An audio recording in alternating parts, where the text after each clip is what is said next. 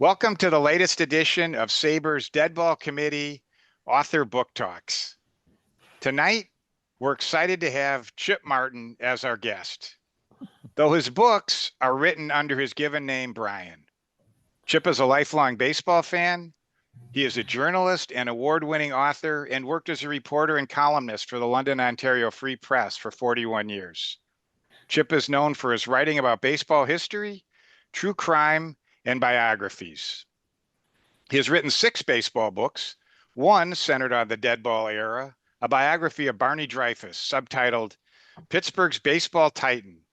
Chip's other books are Baseball's Creation Myth, Adam Ford, Abner Graves, and the Cooperstown Story, The Tecumsehs of the International Association, Canada's first Major League Baseball champions, Bud Galvin, baseball's first 300-game winner, the Detroit Wolverines, the rise and wreck of a National League champion 1881 to 1888, and the man who made Babe Ruth, Brother Matthias of St. Mary's School. Chip, really glad to have you here tonight. Thanks for having me. It's great. So let's start like we always do and tell us kind of why SABR? What made you decide to join SABR? Oh, it's been a few years now. I think when I started working on my first baseball book, Baseball's Creation Myth, I discovered pretty soon that there were a number of people in Ontario here. There were members of the Society for American Baseball Research, like Mr. Humber and Mr. North and others. And I think they introduced me to SABR, and I found it very, very helpful in terms of sort of a network of people that share our same interest in baseball history. I think it goes back about, I'm going to guess 12 or 13, maybe 14 years. It's a little hazy. It's been a while ago. And from the writing side, how did you decide you wanted to write? And well, I know you've written other books besides baseball, so maybe from both sides. What made you decide to be an author in the first place? And then how about the baseball books? Well, I got started as an author because I was a newspaper reporter and I covered a couple of very interesting, juicy and salacious court cases in London here that attracted nationwide attention. And I felt that there were books to be written about these cases, and I was given time and permission to pursue books out of these true crime books. And then I did a biography of a great uncle of mine who was a gold miner and became fabulously wealthy. That was a lot of fun. And then I got into the baseball thing because I kept hearing about this baseball game that occurred not far from my home here in London in a place called Beachville. And I was intrigued by it. And an academic had seemed to have proven that the game had taken place in 1838. And then I started getting some, as a reporter, your instinct sort of things, you say, well, that could be, I wonder, you never know. I started discovering that there may be some links between the report of that game many years afterwards and the story that baseball was invented in Cooperstown, New York, which I don't think very many people anymore believe that, but regardless, that I believe that there was a connection between a report about a game we had not far from here, and in fact, the story about Cooperstown, which was believed widely for a long, long, long time. So that was my first book, and that was published in, oh Lord, when was that? First baseball book, that was published in about I can't remember the year, 2010 or somewhere in there. Or no, it was a little after that. And anyway, one book sort of connected to another, because after writing about that early game, this part of Ontario was a hotbed for baseball.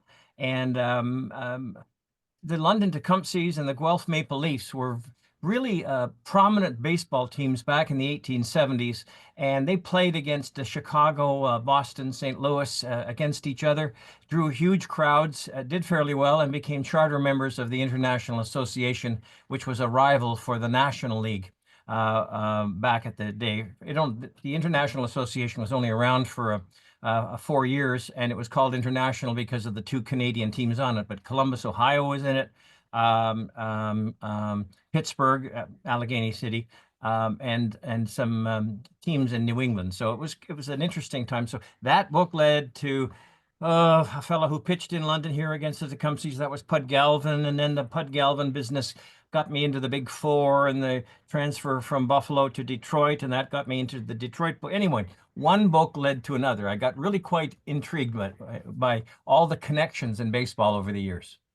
Sorry about the I, long-winded answer. No, that's exactly what we're here for, and I'm with you. I think one of the fun things about baseball, particularly the dead ball era in the 19th century, is how connected everybody was to each other. I mean, I just look at someone like Ed Barrow, who, he and Connie Mack and Clark Griffith were battling each other from 1900 to 1940. I mean, it was just it's amazing sort of how long these connections are. So Yeah. I agree with you. I mean, that is one of the really interesting things of trying to look through these through baseball history.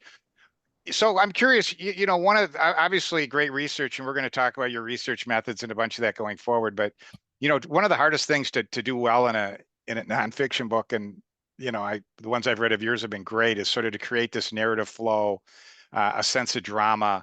I'm curious whether you think, I mean, part of why you're so successful that was because of the newspaper background or other reasons. I mean, what sort of allowed you to create the sense of drama and narrative flow in your books? Well, yes, I think a background in journalism and writing regularly and an ability with the English language. But as you can tell just here tonight, I like telling a story. And one thing, I'm sort of outgoing. I'm not an introvert, and I like to spin a good story and get an audience and that sort of thing. And I think I've got a bit of a knack for getting facts accurate. That's through journalism. And then being able to tell a story. I think that's just a trait I think I've had. And then committing all that, taking all those people and the characters and the situations and putting it all down on paper. And I find it I know some people might find this difficult to believe, but I enjoy doing it, and I find it relatively easy, to be honest. And it's just something I like to do, and I'm not happy unless I'm working on a book or researching a book. I think that's part of the reason we're all here. So I think that's great. Your books have been almost exclusively on the late 19th century and the early Deadball era. Is there something about that era that attracted you? What fascinates you about sort of that 40-year period in there? Um, I don't know. I think it's because baseball was coming of age. I think that, the rules were being revised. It was a game primarily about defense and pitching for quite a while. We had underhand pitching in the early days, switching to overhand, and that killed a few careers, like Fred Goldsmith, for instance, the curveballer. I just find it a very interesting time in history, and it was sort of the late 1800s was an interesting time in society in the States and in Canada and just around the world. Industrialization, people were finding time for activities, and they didn't have to work all the time. And there were all sorts of new things that were coming up, and that people could do and people could enjoy. And the game itself of baseball was being revised and improved, and was becoming more of a spectator event. And there were a few entrepreneurs out there that were hoping that they might be able to make some money from the game. And in the early days, that wasn't assured. Right. So just breaking up that 40-year period a little bit, obviously there's this definition of modern baseball, however we want to call it, we have this artificial demarcation line at 1901. I'm curious sort of how you view that, and what are some of the similarities and differences you see between sort of the late 19th century baseball and our topic here, the dead ball era. Well, it's the I think there was a dawning recognition that by the turn of the century that there was some need to sort of work together. Baseball is competitive by its nature, and I think a lot of people were competitive and didn't want to give the other guy a break, and they wanted to get ahead, they wanted to win, etc. And there were some people that got involved in the game that were looking at the bigger picture and what was good for the game, and not necessarily good just for themselves or their teams. And that's where Barney Dreyfuss, I think, played a key role. I mean, he was the architect, or at least one of the architects of the first World Series. He didn't treat the American League as the enemy. He felt that it could be a paying proposition. He built the second concrete and steel ballpark after Ben Scheib in Philadelphia.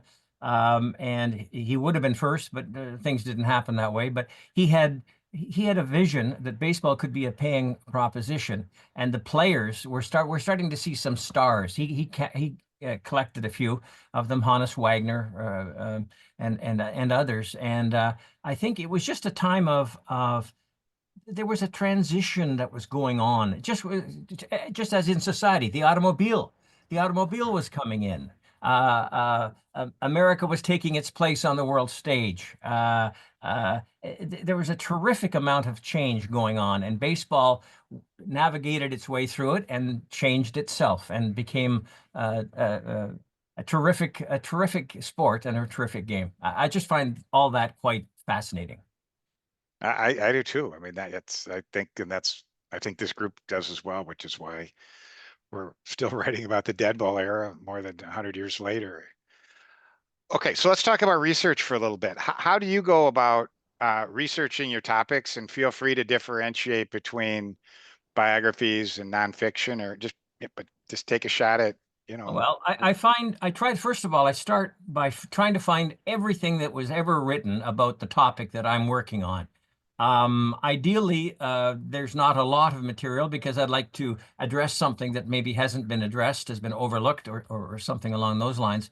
But I try to find every book, article, SABR article, quarterly article, magazine articles, books, of course. But I find the real fun research I have, it comes from newspapers.com, going back to the newspapers of the day. And the coverage was sort of uneven because sometimes the reporter covering a ball game may not have covered a ball game before, may not really understand what he's covering. He was just sent out to cover it because he was a warm body, and they heard there was going to be a bunch of people going to a ball game. So it's very uneven, the quality of coverage, but there's some very good stuff. And newspaper accounts are primary sources and are gold as far as I'm concerned, and a lot of people are. I find them just to be wonderful because not only do the newspaper accounts, they have box scores sometimes, oftentimes, but they also capture action, capture the atmosphere, that sort of thing. But if you look at the newspaper that the accounts are in, you can also see the styles of fashion, the news events of the day, the march of technology, what people paid for a nice suit. So you can get sort of the sense of what was going on beyond the ballpark by looking at newspapers. And I think we sometimes in isolation forget to sort of consider the milieu, the surroundings, the environment in which ball is played. And that's where I find newspaper accounts are great because I not only look at the newspaper account, I look at the entire newspaper as much as I can and just try to figure out what were you paying for a horse or a car back in a certain era. And then that helps you understand how much these ball players were paid and how it was so much more than the average working man, and why people would be willing to risk certain things in order to play ball because it could be more lucrative. Aside from that, I've been to the Hall of Fame in Cooperstown, Denver Public Library, Detroit Public Library's Burton Historical Collection. I've looked in newspaper microfilms. I've looked all sorts of places, but I find my favorite research tool is newspapers.com. It's not cheap. When I translate the American price into Canadian dollars, it's about 100 of our dollars every 6 months. And it's not cheap, but I think it's worth every penny. I think a lot of people on this will have been through the basic version you can get through SABR. So I think I agree with you. It's a wonderful resource. So let's jump into your books here for a minute. Okay. I think, your Deadball book was obviously the biography of Barney Dreyfuss. You talked a little bit about him. Do you want to talk a little bit more about what drew you to him and bringing him to life?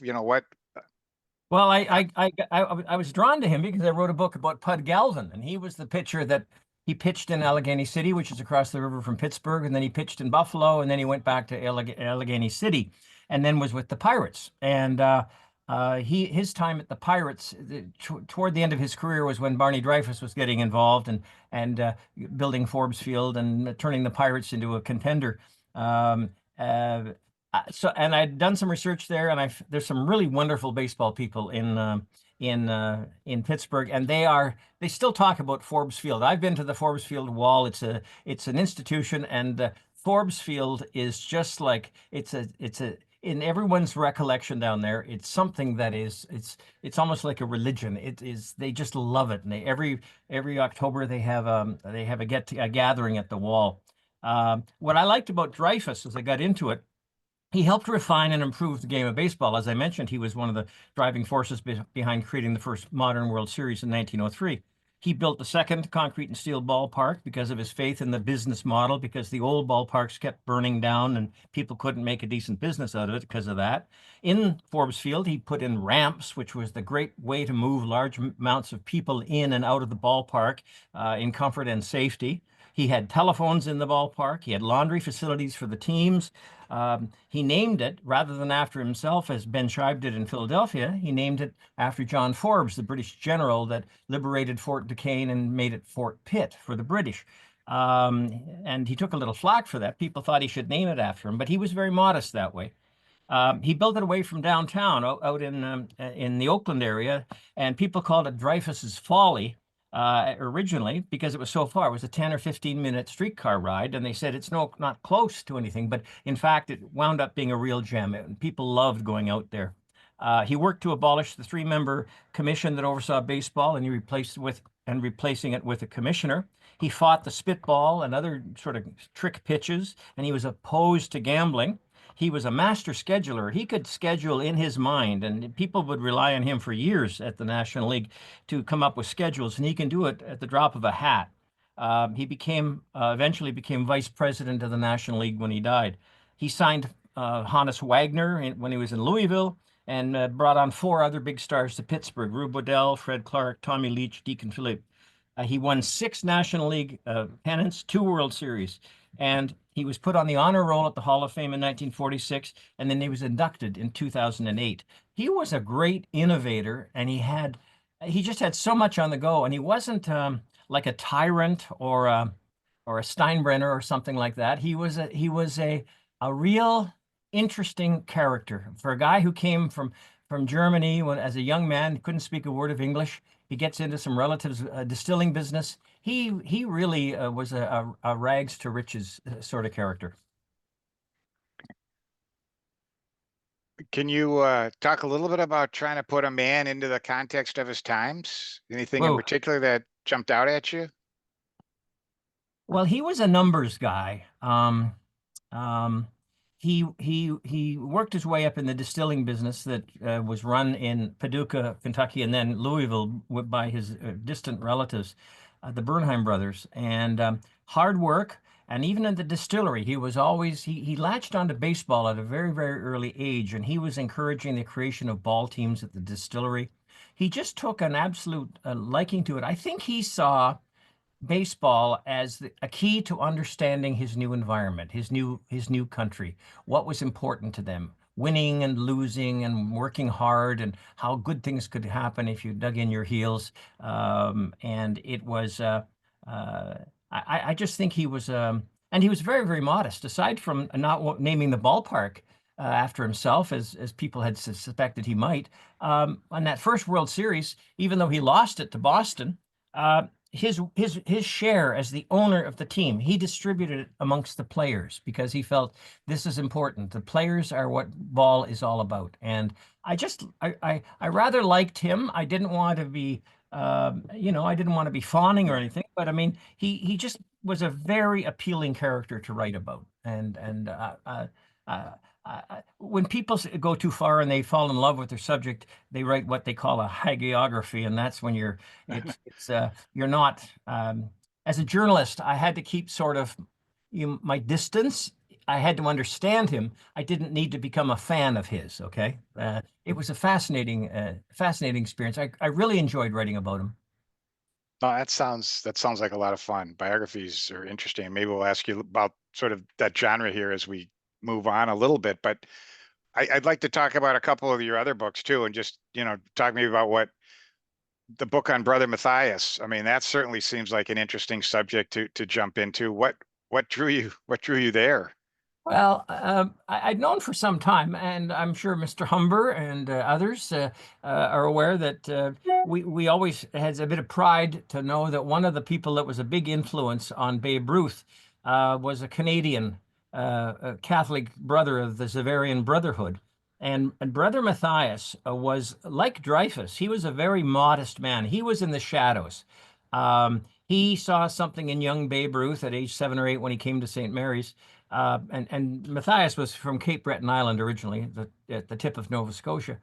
But he saw something in young Babe Ruth that others didn't really see, apparently, and he worked extra time with him at the ball field and taught him how to catch and field, and also how to swing with an uppercut, which was a little unorthodox at the time, but which Babe used to good effect in his career.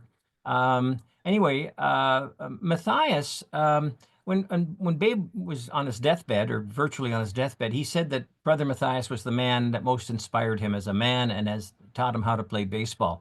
However, Matthias, being a modest type, sat in the background, and there was another brother at St. Mary's named Brother Gilbert that was also a baseball coach who was friends with the media. And the stories of the day all were that, and he was on speaking tours all the time, talking about, teaching Babe Ruth how to play ball and what a great kid Babe was.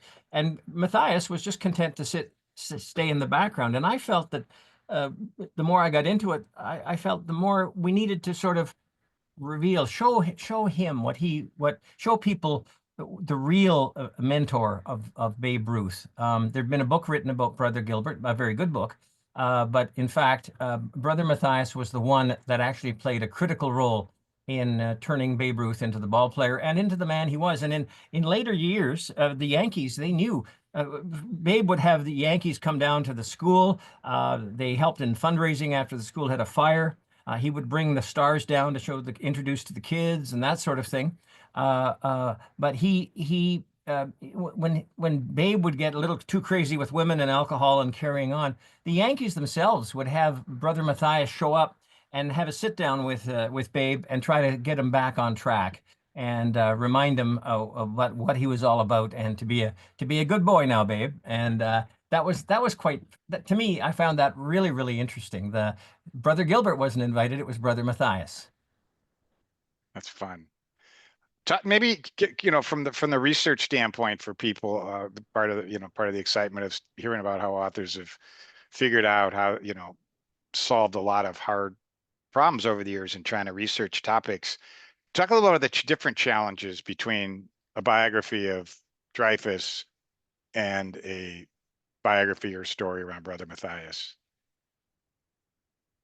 I'm sorry, I The missed it. challenges, what were how was it different? What were the challenges? I mean, was it pretty much the same process, or were the challenges different between Dreyfuss and Matthias in terms of doing your research? Was the challenge different, or was it just Well, newspapers.com and your well, sources? well, there was. It's interesting because there hasn't been a lot written about Dreyfuss over the years. I found of significance.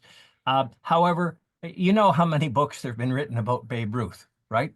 So I didn't read every one, but I read a lot of them, and I was looking for how Matthias was handled or characterized, if at all, in the Babe Ruth books. And for the most part, he was downplayed.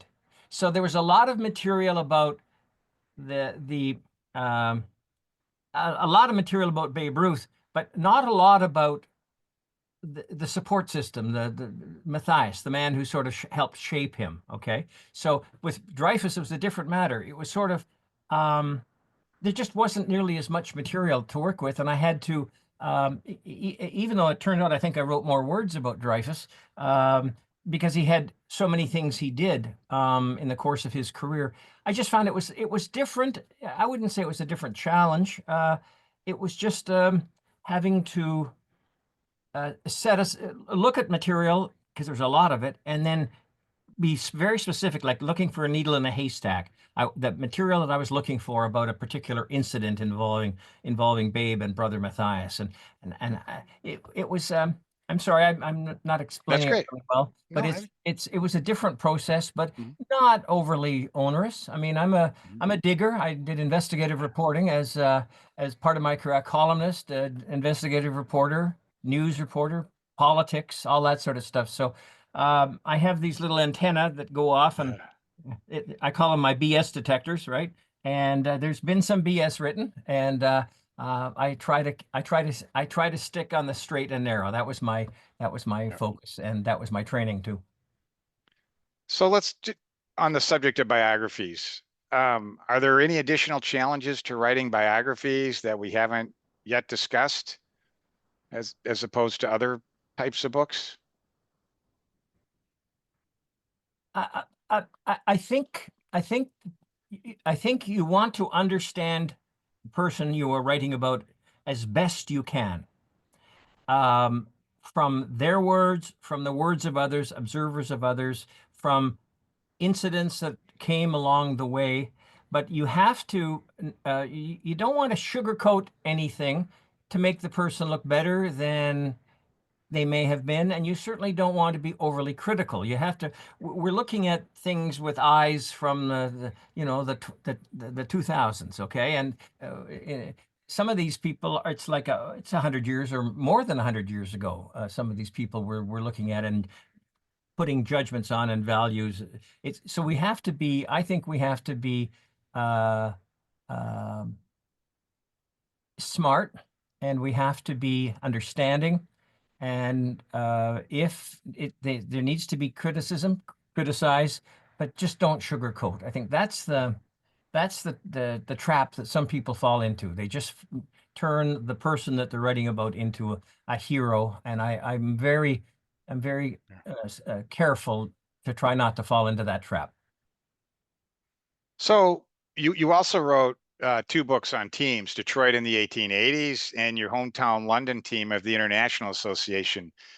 Maybe talk about some of the different challenges in writing about teams, especially yours. I mean, one was just over a couple of years, the London team, I think, and then you picked a whole pretty much decade for the Detroit team.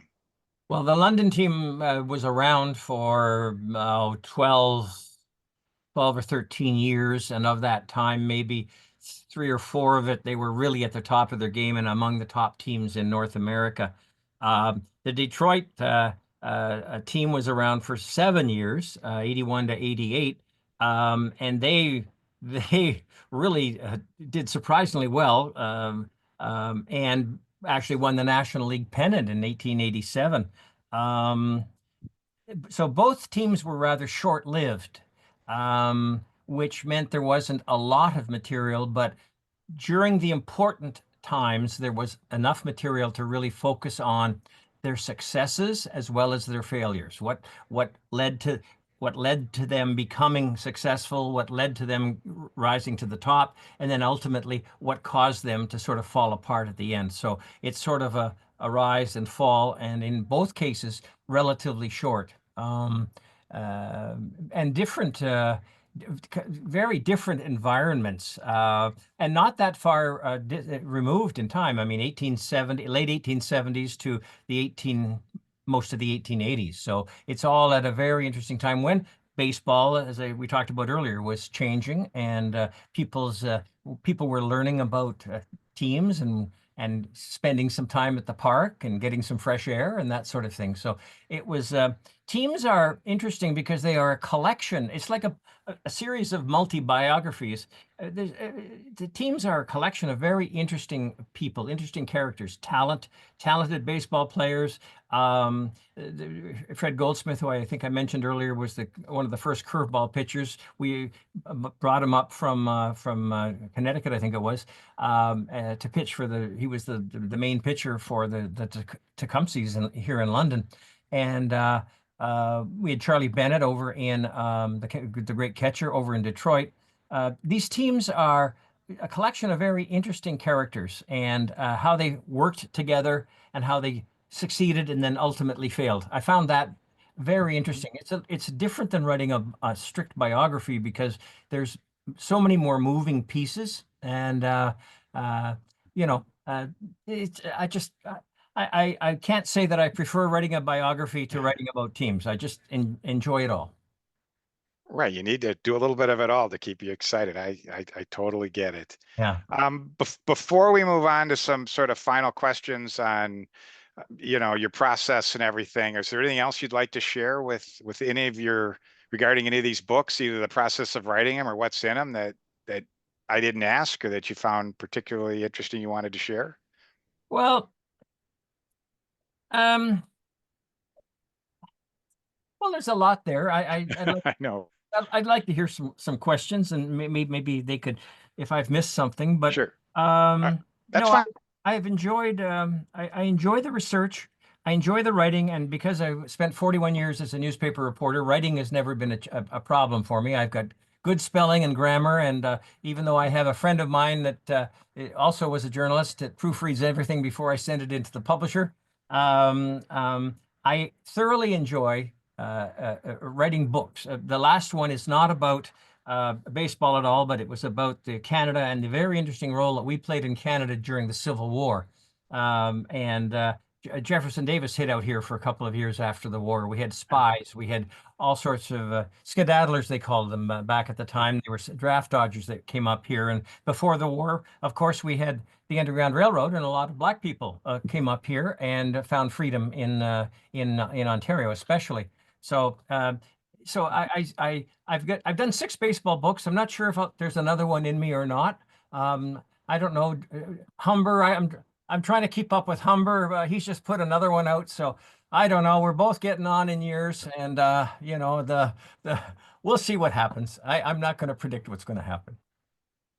So before we open it up for questions, I'll just ask a few questions that you had started to wrap up here. So how long does it typically take you to write a book? Well, that's a very good question, but from beginning of research, idea, research, preliminary, putting together huge sample chapters, getting a publisher, and then going full tilt on the research and the writing, that takes until I get it sent to the publisher. Generally, has taken me about a year to a year and a half. I work fairly quickly, and I focus when I have a project underway. I have great focus, and then after it's in the hands of the publisher, generally speaking, it's been about a year until the book comes out.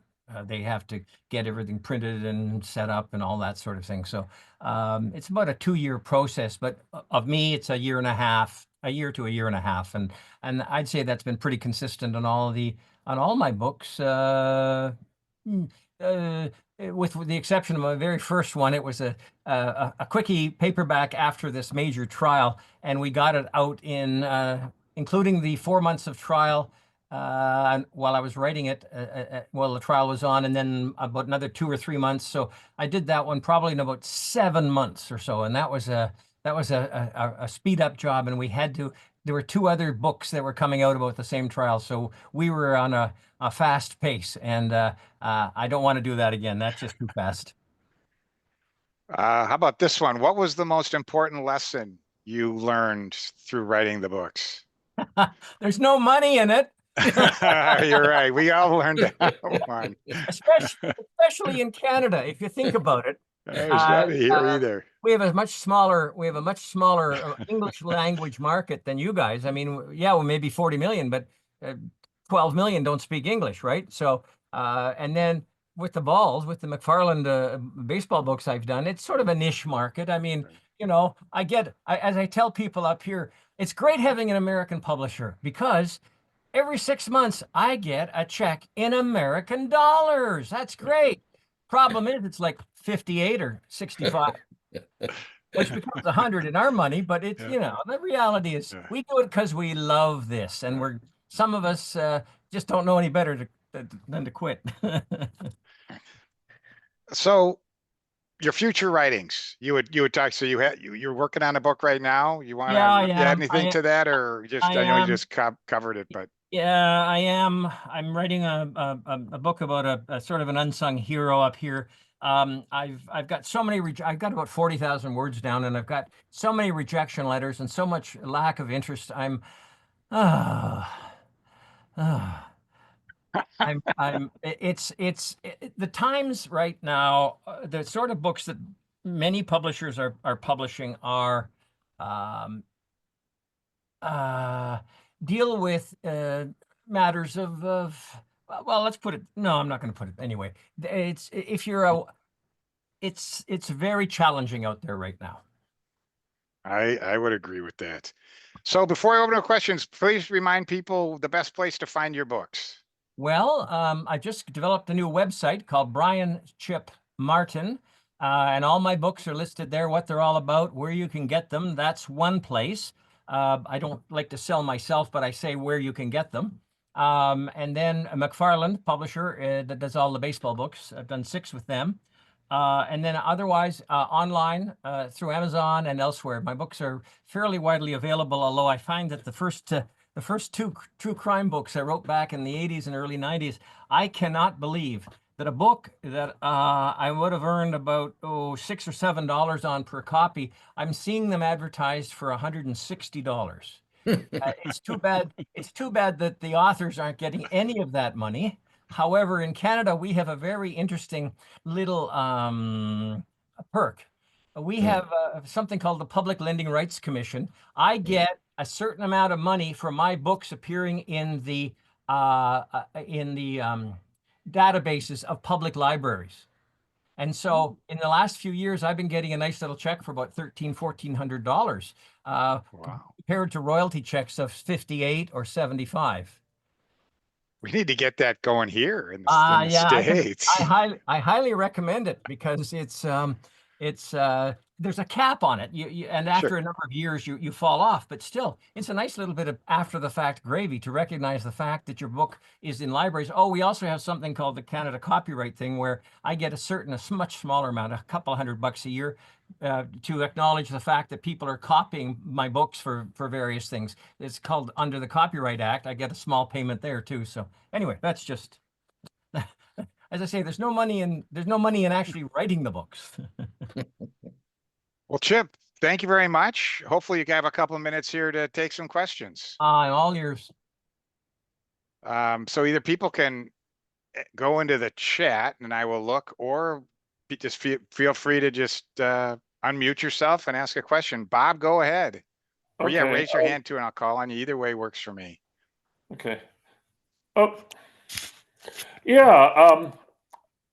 For anyone that's ever been to Pittsburgh, and I recall the first time I was there, I had to make a trip up to Oakland to see the Forbes Field Wall, and where people gather every October to celebrate Mazeroski's home run.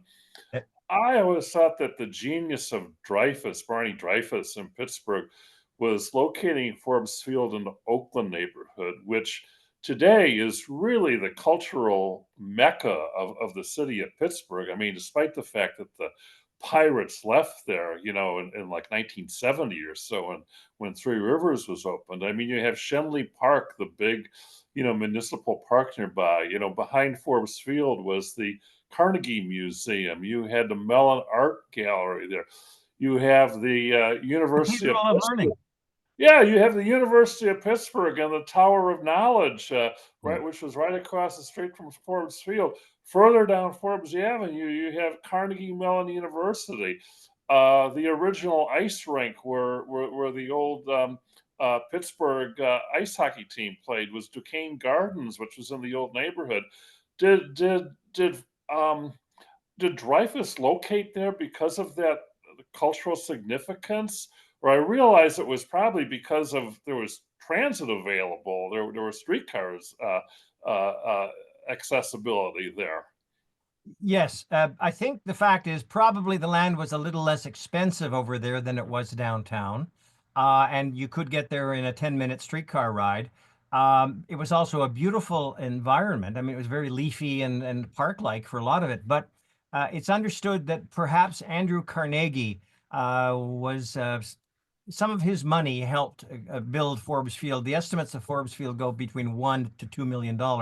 And Andrew Carnegie may have been one of the quiet investors in it. And I suspect that's in fact the case. And he may have had some say or some suggestion that the ballpark be located over there. But it was yes, the pictures I've seen of Forbes Field in the day, lovely area, just gorgeous, and lots to see when you're out there. And it's right downtown, pretty crowded. And PNC Park today, I've been there 5 or 6 times. I love that ballpark with the view of the city behind.